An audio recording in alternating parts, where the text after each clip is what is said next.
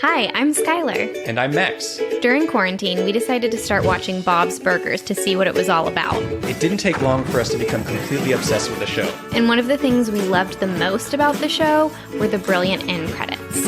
Which is why we created this podcast. Each week, we'll go episode by episode to talk about the elaborate end credit sequences. We're excited to have you join us on the very first credit score spinoff, Bob's Credits. We'll make sure the Bob's Burgers end credits get the credit they're due. Should I do it? Yes. Come, Mr. Tallyman, chip chipperoo. Daylight come and I wanna go home. That'll make sense when we get into the episode. Why It's not a Beetlejuice-themed episode, though. It's not a Beetlejuice-themed Which they should do. Yeah, I'm sure there's a Beetlejuice reference somewhere in Bob's. That's gotta be. It's a good bet. Oh, man. Ugh, I forgot I owe you a 10-minute massage. Where For did losing that come a bet. From? What does that have to do with Beetlejuice? Because I was like, we should make a bet if they've made any Beetlejuice references before. Oh, yeah. Okay. You want to double down? 20-minute massage. Yes. 20-minute massage. Okay, you heard it here, folks. If there's a Beetlejuice reference in Bob's Burgers, please send it to us. I'm guessing there's not. Okay, I'm going to say there is. Okay. Somewhere in there. I like how you just made everyone else do our work for us. I know. Okay. You know where to find us. Bob's Credits on all social media. There you go. That's how you plug that naturally. I love it. Yeah. Organic promotion. Yeah, rather than just at the end of the episode. Yeah. Where everyone Can't fast forward through that. Everyone's already like push stop and deleted. So we got you at the beginning, suckers. Okay.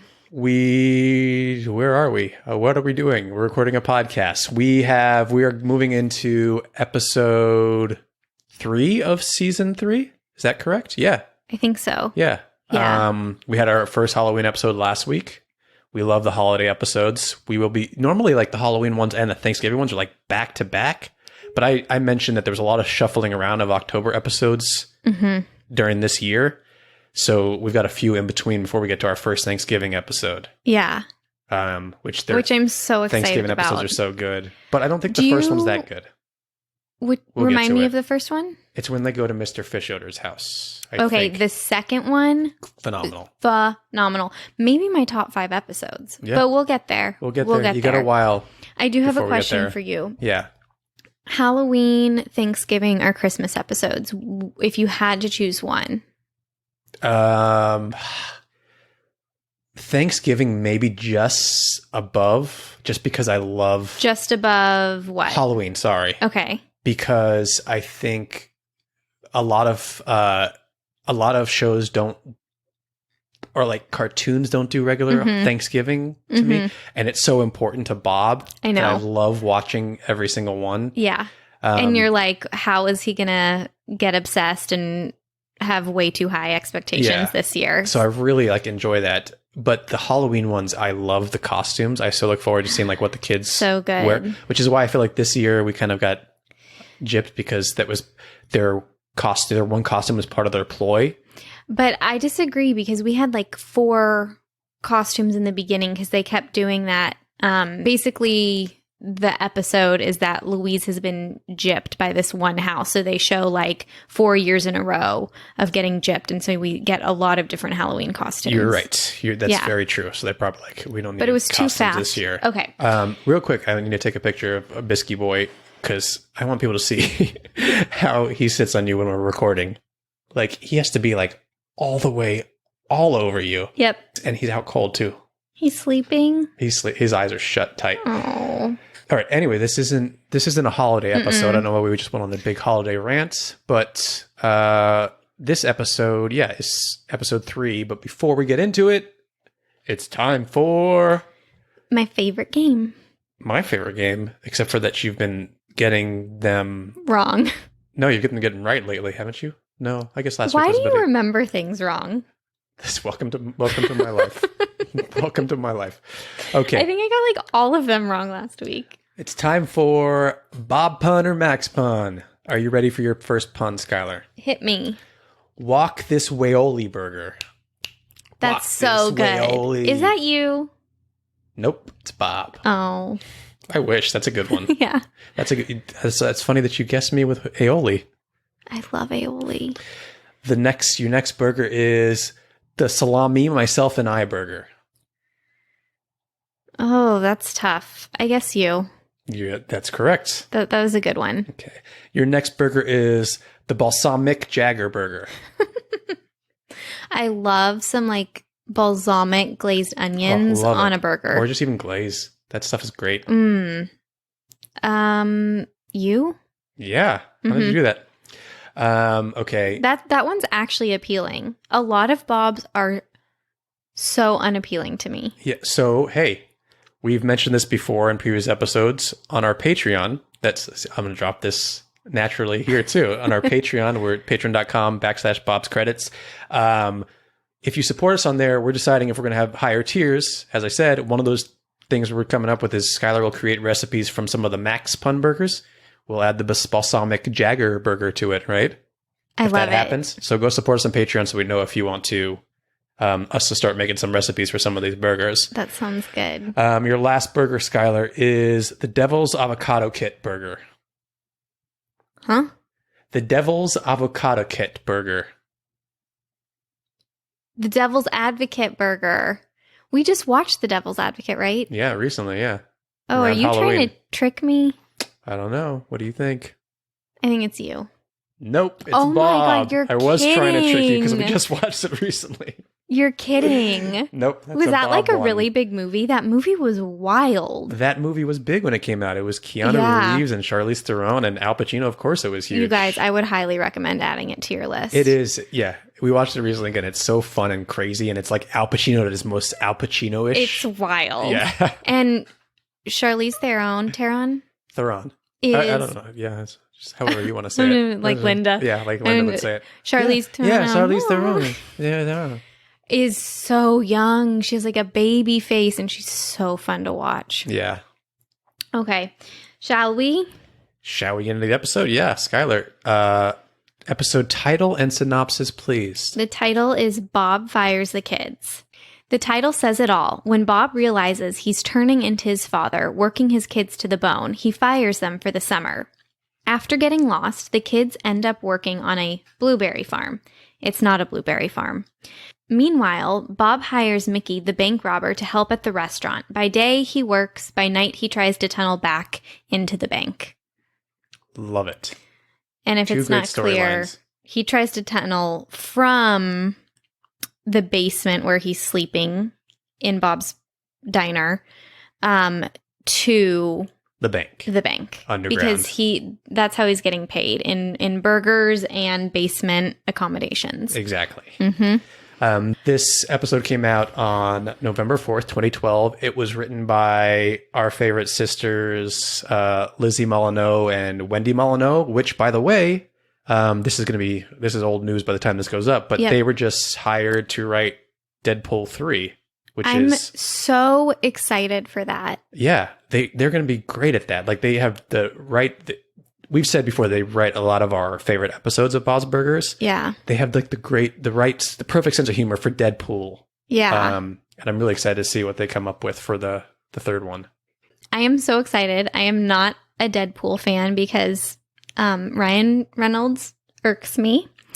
I had to watch the first two Deadpool movies when you were asleep. Those were like, yes. Skylar falls asleep much earlier than I fall asleep, and so I reserve certain stuff that I know she doesn't want to watch for when she's sleeping. Loud. No, but the thing is that I keep it very low and I watch subtitles, but then a lot of it's like action stuff, and the sound for like the action stuff always like you can barely hear the dialogue. Max, we've explained this on an earlier podcast. Right.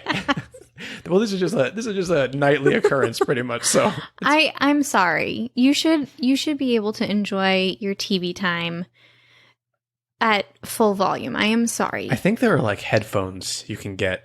Oh, I'll just wear these headphones at night. It's like wireless headphones. That's actually a really good idea. Okay, we'll look into those. But if the Molyneux sisters wrote it, I think I might have to get on the bandwagon. Yeah, they have a new show coming out too that they created. What? An animated show that's on. Yeah, what is it about? I forgot what it's called. It's supposed to be coming out soon. We'll look it up what it's called, and then we'll talk about it next time. But yeah, hopefully freaking heroes. Yeah, we'll check them out. I think Will Forte is on it. Fun. So this episode was directed again by Buwan Lim and Kyung Gi Lim, two of our other favorites. Yeah, a couple fun facts for you, Skylar, before we get into these credits. So apparently, every single episode of the show has a special animated, like a drawing for the script cover. Yes. That is drawn by the show artist and producer Tony Gennaro. Mm-hmm. And he does it just for fun. Like, he's obviously busy doing the show, but he does it just because it's like kind of tradition. Yeah. But this one in particular is interesting because it's Bob fires the kid. So this script cover had Bob styled as Donald Trump, pointing to the kids like they're on The Apprentice and firing them. Now, this came out in 2012, so this is probably a lot more fun. Back then. Yeah. A less traumatizing script cover, I'd say, back then. And I don't think it would be as fun now to do that. It's just not... It's a different world now. It's a different world. Yeah. That's really funny. I love this creative team. They love this. They love this show. Like, everyone and the fans love the show. Yeah. What was that episode that was all fan art? Oh, we'll get to that one. We'll get to that one. Oh, it's an actual episode? It's an actual episode where, like, every scene was drawn by a different fan. Different styles. Yeah. It's so fun. I love this little franchise. Yeah, it's great. Another fun fact for you is the delivery man at the beginning who delivers Bob's old toys at the very beginning, like he says it's... Yeah, within the episode. Yeah, he's apparently the same delivery guy who was taken hostage in the Moody Foodie, which we talked about a little while back. Yeah, the guy that delivers Tin Cup to the Moody Foodie's house. Oh. And then he gets taken hostage too. Oh, this poor guy. And then, as you said, Mickey is back, so we get the return of Bill Hader as Mickey, who makes recurring appearances on this show. And then also we get Cooper and Beverly, who run this quote-unquote blueberry farm, which is a pot farm. They're hippy-dippy. Voiced by Nick Offerman, real-life couple Nick Offerman and Megan Mullally. The dream team. Yeah, love them. Love them so much. They were so good in Parks and Rec together, too. They're always... God, they're so fun. What? The two of them. And Megan Mullally's... Every voice she does in the show is incredible. She's the range of this woman. I know. You know, she does Gail, as we've said. A couple weeks ago, she did the voice of Tabitha Johansson in the credits, the end credits to Food Truckin'. Right. And this character, too. Like, you can't even tell it's her. Yeah, I was like, I bet this is her, not because her voice sounded like that, but because I was like, I can't imagine hiring Nick Offerman and not being like, we have to get... Yeah, it's very clearly Nick Offerman. Yeah, you can hear it. But Megan Mullally, we were kind of like, is that her? It doesn't even sound like her. She's a talent, is just all I can say. I can't say enough good things about her. And I love her. First of all, Gail is just like one of my favorite characters. And so I love her in more Gail type characters because the Will and Grace voice and the Parks and Rec, which I think is what she's known for most, they're so kind of almost the same note, like a little maybe shrill and over the top. But then watching her range on this show, and like Gail feels completely different than those two characters to me. I'm just like, bow down. She's incredible. Yeah. Should we get into the credits? Mm-hmm. Okay, so the end of the episode that we'll play the last few seconds. Their summer vacation has ended. Louise is back in school to tell the story of how her summer vacation, how she spent it, which was on a pot farm where there was a big arrest, a big, what's the word? Oh shit! What is that word? A big bust, bump like a out. drug bust. What's bump? I like bump outs. From now on, I said out, as in like from now on, when the authorities discover like a big drug den or it's a big bump out. Buzz. A bump out. Yeah. That is the right word. Yeah. There's not a word that's like a blank out. Bump out. We're going to stick with that one. So Louise is in front of her class with Mrs. LeBons, who still will hear, I think, in this clip that she's not the Mrs. LeBons. She's still not the Mrs. LeBons that we know and love. The very deep voice one, Louise, that one. Okay. Yeah. That's so good. That we've pitched this before too, by the way. This is another Patreon pitch if you want to subscribe. We'll do bonus episodes of the evolution of characters. We'll also do voices, but we'll do episodes on the evolution of characters. Should I just keep talking while you're talking? Well, I'm trying to plug our Patreon. Name what movie? I do voices. Mrs. Doubtfire. Well, I do voices. And that's why I believe blueberries should be decriminalized. Louise, sit down. That is not Mrs. Levans. No. Louise, sit down. It could Play it again. Louise, sit down. It should be decriminalized. Louise, sit down. Oh. Louise, sit down versus Louise, sit down. You Why? nailed it. Why, Mrs. Levans? Because Levans with a B. she's discovering her character. She's discovering herself. Yes. Okay. Okay. I've just noticed that I feel like... Are these technically called tags? I'm not sure. I don't know. The last scene of the episode. It might just be the last scene of the episode.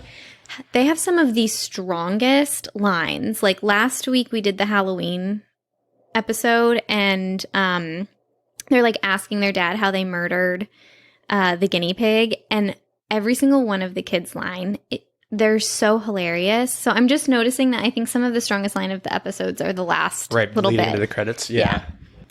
Okay, let's recess. Be cool out there. Don't bogart the snacks. And if the popo rolls up, the first call's to your lawyer, not your mom. Okay, so we go right into the credits. We've got our generic sequence. Bob, Louise, and Tina are Cooking prepping in the burgers. kitchen. Yep. But we have this Day-O-A-O calypso music playing. Bill Hader singing as Mickey. Yep. Which is a reference to earlier in the episode. He listens to calypso music very loud in the basement to cover up his breaking. What is that thing called? Pitchfork? A Pitchfork? It's not a pitchfork. No, it's a pitch axe. Pitch axe. That's a real thing. Yeah, I think so. A pickaxe. Pickaxe. We got there. We got there. It was little hurt. It was little, a bump out. It was a bump It was out. a little painful, but we got there. Yeah, so we blast the music to cover up his Pickaxe. tunneling. Yeah. Yeah. Which he hides behind the big poster. It's like, have you seen this movie? This movie, Tom Hanks. He gets big and then he gets little and he's in the suit, but the suit's too big. It's great. So this is the song he's singing. And we'll hear a little bit more. Do we hear his pickaxe? I don't know if we do. Let's listen.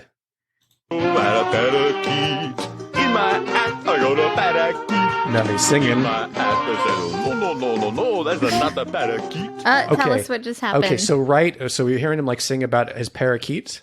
No. And right as Bob flips the burger like we normally see and starts to hand it to Louise before Linda can pop in the window, the camera pans down below the kitchen where we see Mickey in the basement. Same setup with the color scheme where all the background is in black and white, but Mickey, the character, is in color. And he is singing his calypso music and going to town on that wall with his pickaxe. Alligator said, you give me parakeet. And then he's singing with a pickaxe like a microphone and then swinging. Oh, I didn't notice that. Now he's dancing with it. Oh, she said, oh, where do you get the house? I said, from a parakeet. He said, parakeet made the house. I said, yeah. I feel like they just let Bill Hader kind of like go off. Oh, what was that? Okay, so then we go to the cards. Yeah. I'm going to go back a little bit because I was talking over that. He's just so funny. We got to hear some of what he's singing. Then the alligator went to a house he went. To my house he went. To my house he said, oh, where do you get the house? I said, from a parakeet. He said, parakeet made the house. I said, yeah. Parakeet make my house. Okay, so the last word is parakeet make my house. Yeah, I have the full lyrics. Oh, I know you do, them. and Okay. I do. Okay. So the name of the song apparently is Parakeet in Your Hat. Okay. So the lyrics are, and I'm going to read them. I'm not going to sing them like him because they're hard to understand. Give us the AO and then... Well, okay, I'll do that. He does, D-A-O, A-O, and then he goes, is that a parakeet in my hat? Ayo, a parakeet in my hat. He said, no, that's not a parakeet.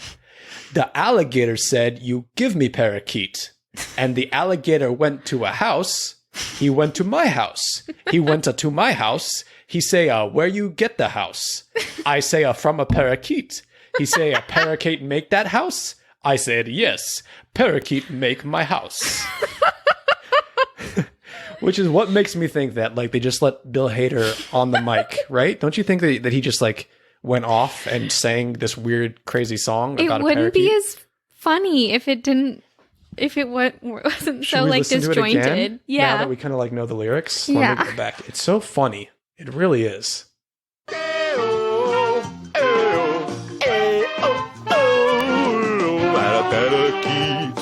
my hat, I got a parakeet. In my hat. So in my hat. No, that's not No, a no, parakeet. The alligator said, you give me parakeet. Then the alligator went to a house he went. To my house he went, to my house. He said, oh, where do you get the house? I said, from a parakeet. He said, parakeet made the house. I said, yeah. Parakeet make my house. It's so funny. The last line. Parakeet make my house. The last line is over the The cards. the Yeah, cards. the So it's production the cards. the greatest like end out. Yeah. Okay. Highlights, low light, things you like, didn't like about these credits. Honestly, now it's the song. The song is so funny. But I didn't know how funny it was because I wasn't listening at all. That's the beauty of it. Yeah. If you like, it's funny as is, just because one, Bill Hader's funny. Yeah. Two, it's like almost like offensive calypso impression, you know. And it's just, I don't know, there's just so many things that make it funny. And then when you go, like, you normally don't go and look up these lyrics, to go look at these lyrics and see what he's saying and how, like, the nonsense that comes out, but it's just so funny. I think this is going to sound really stupid, but I think so much about good humor is being off center or off skew. Like, we were watching something the other day and the jokes were just exactly what you would expect them to be. Mm-hmm.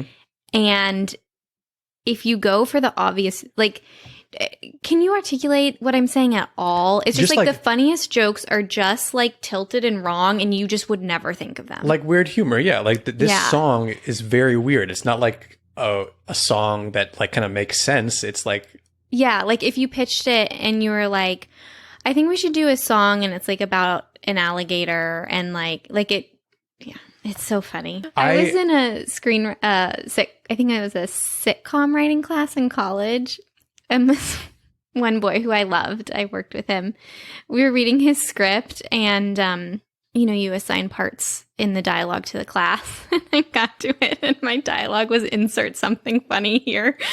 that was your dialogue? Like it was all the pressure was on you? No, like not on me. He just like clearly forgot that he just went through it, and I was like, it's so funny. Did you insert something funny there, or did you just read insert no. something funny there? But I did get assigned a sex scene, and there was a professor who I really liked, and he kind of took me under his wing and was like my mentor a little bit.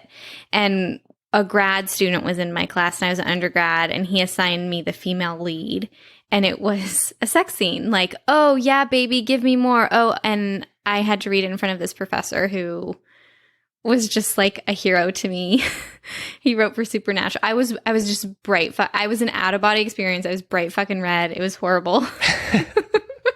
You want to do a reading of it right now? Oh, baby. Oh, baby.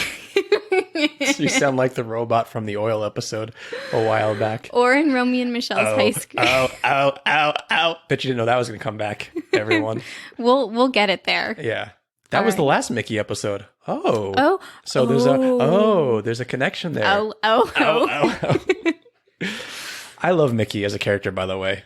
Just because Bill Hader, I don't know, he is just so Why lovable. is he perfect? And then Barry is perfect. And I'm like, your mind is perfect. Yeah.